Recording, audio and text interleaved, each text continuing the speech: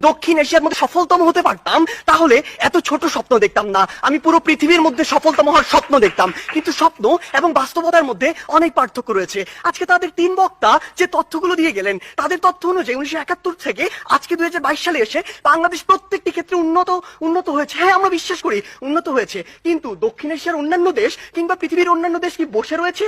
বিজ্ঞ বিচারক মন্ডলী একটু লক্ষ্য করুন। 2020 সালের তথ্য মতে বাংলাদেশের যে অর্থনীতি, এটি হচ্ছে বিশ্বের 35তম বড় অর্থনীতির দেশ, যেটা 2035 সালে গিয়ে হবে বিশ্বের 25তম বড় অর্থনীতির দেশ। বাংলাদেশের উন্নতি হচ্ছে, হবে। আপনি যদি ভারতের দিকে তাকান, ভারত বর্তমানে বিশ্বের 7ম বড় অর্থনীতির দেশ। 2035 সালে গিয়ে ভারত হবে বিশ্বের 3য় বড় অর্থনীতির দেশ।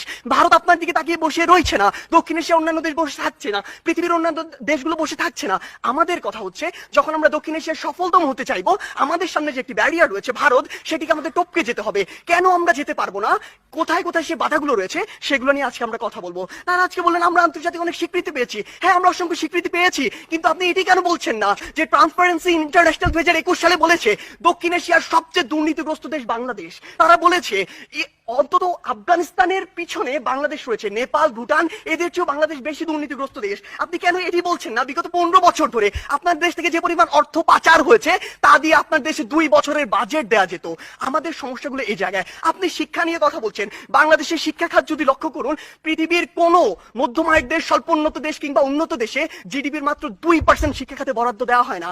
বাংলাদেশে মাত্র 2% দেওয়া হয়। শুনে অবাক হবেন, এই 2%-এর অধিকাংশই চলে যায় আমাদের ওই শিক্ষক, কর্মকর্তা, কর্মচারীদের বেতন দিতে। আপনি যদি লক্ষ্য করুন যে আজকে কেন ভারত আপনার চেয়ে এগিয়ে থাকবে, আজকে এই পজিশন দাঁড়িয়ে পৃথিবীর যত মাল্টিন্যাশনাল কোম্পানি রয়েছে তাদের যদি একটি তালিকা করেন, সেরা 10টির অন্তত 9টিই পাবেন যেখানে ভারতের যারা রয়েছে তারা সিইও, কিন্তু বাংলাদেশের একটিও পাননি, আগামী 10 বছরেও পাবেন না। এই ক্ষেত্রে গুরুত্বপূর্ণ কিছু কথা রয়েছে যেগুলো আপনারা উপেক্ষা করে যাচ্ছেন।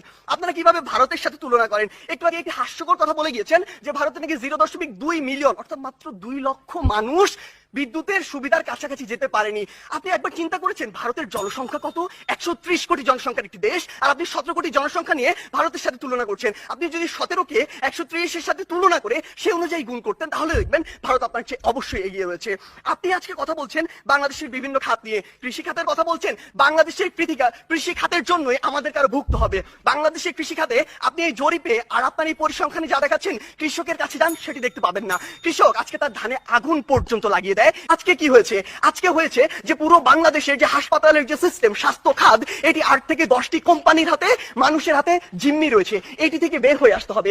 আজকে আমাদের ঢাকা শহর কেন্দ্রিক সবকিছু সেন্ট্রালাইজড হয়ে গিয়েছে, এখান থেকে ডিসেন্ট্রালাইজ করতে হবে। ঢাকা শহর পৃথিবীর বসবাসের অনুপযোগী শহরদের মধ্যে অন্যতম।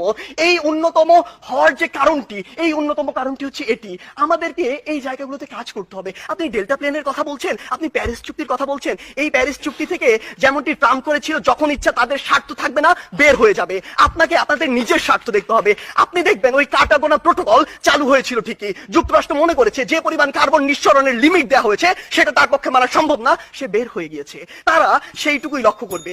তাই মাননীয় বিচারক মন্ডলী, আমরা বিশ্বাস করি বাংলাদেশ অবশ্যই সফলতম একদিন রাষ্ট্র হবে, সেটি আমরা স্বপ্ন দেখি, কিন্তু 21 শতাব্দীর মধ্যে এটি সম্ভব নয়। যখন আমাদের সামনে ভারত রয়েছে, সম্ভব হবে যদি আমরা যে সীমাবদ্ধ ক্ষেত্রগুলো দেখিয়েছি সেগুলোতে কাজ করতে পারি। আমরা প্রত্যাশা করি কোনো একদিন আমাদের প্রজন্ম বাংলাদেশকে সফলতম রাষ্ট্র হিসেবে দেখবে।